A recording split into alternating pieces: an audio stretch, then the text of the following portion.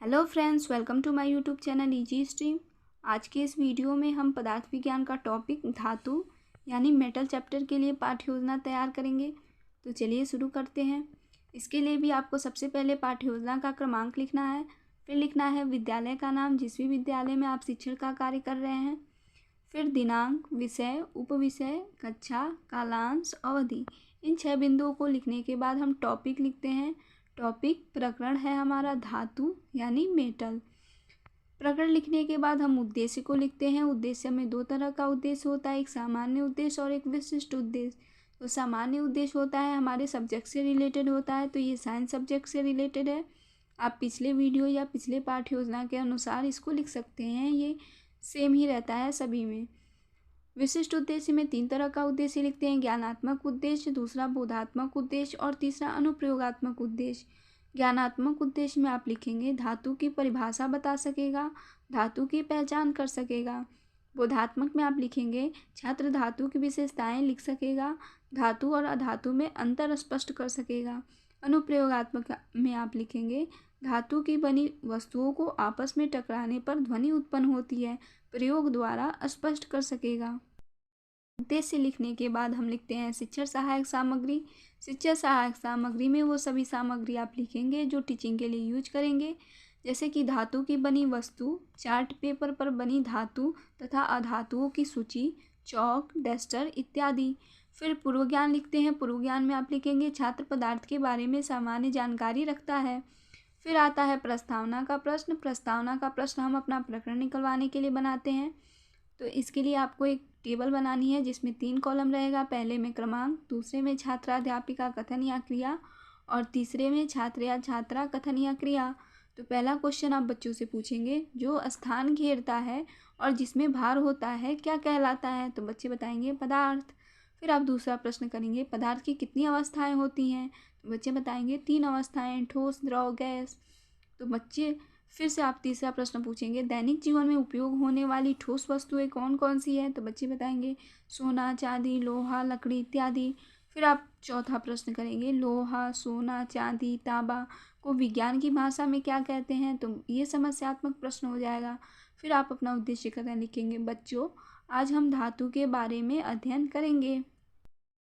फिर आता है प्रस्तुतिकरण। प्रस्तुतिकरण के लिए भी आपको एक टेबल बनानी है जिसमें 4 कॉलम रहेगा। पहले में क्रमांक, दूसरे में शिक्षण बिंदु, तीसरे में छात्राध्यापिका कथन या क्रिया और चौथे में छात्र या छात्रा कथन या क्रिया। तो पहला आपका शिक्षण बिंदु है धातु, मेटल। तो आप बच्चों से पहले विकासात्मक प्रश्न करोगे कि सोना, चांदी, तांबा को विज्ञान की भाषा में क्या कहते हैं? तो बच्चे बताएंगे धातु। फिर आप पूछेंगे धातु की परिभाषा बताइए, तो बच्चे मौन हो जाएंगे। फिर आप अपने स्पष्टीकरण द्वारा बच्चों को समझाएंगे कि ऐसे पदार्थ जो सामान्यतः कठोर, चमकीले, आघातवर्ध, तन्य ध्वनिक और ऊष्मा तथा विद्युत के सुचालक होते हैं, धातु कहलाते हैं, जैसे कि सोना, चांदी, लोहा, तांबा इत्यादि। छात्र क्रिया में छात्र ध्यानपूर्वक सुनेंगे। फिर आता है दूसरा शिक्षण बिंदु आपका, धातु के गुण तथा तन्यता। तो आप पहले बच्चों से विकासात्मक प्रश्न करेंगे, धातु के प्रमुख गुण क्या क्या हैं? तो बच्चे बताएंगे धातु कठोर होती है, इसमें तन्यता होती है, चमकीला होता है, आघातवर्धनीयता होती है, ये सुचालक होते हैं।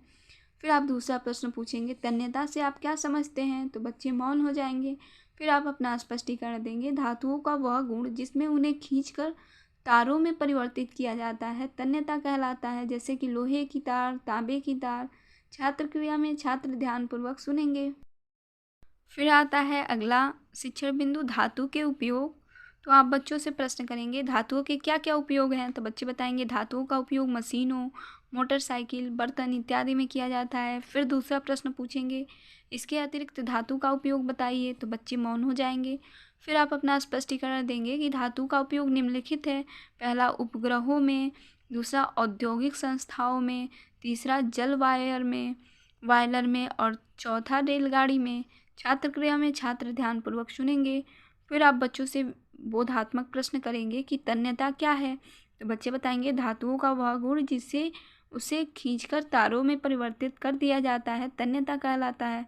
फिर आप दूसरा प्रश्न पूछेंगे कि धातु के कुछ उदाहरण बताइए, तो बच्चे बताएंगे सोना, चांदी, लोहा, तांबा इत्यादि।